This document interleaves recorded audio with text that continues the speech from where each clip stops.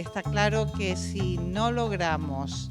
darle la vuelta a esa capitalización del malestar por parte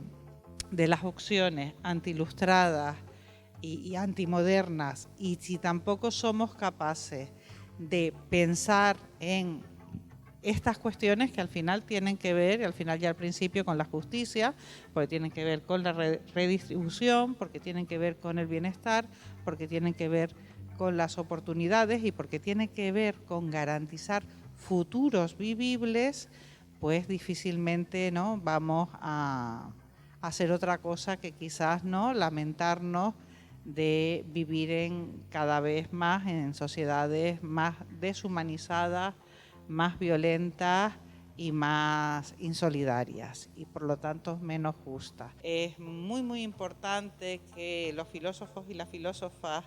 y sobre todo, quizás especialmente los que nos dedicamos a la ética y a la filosofía política, estemos disponibles en el ágora, estemos disponibles para el debate.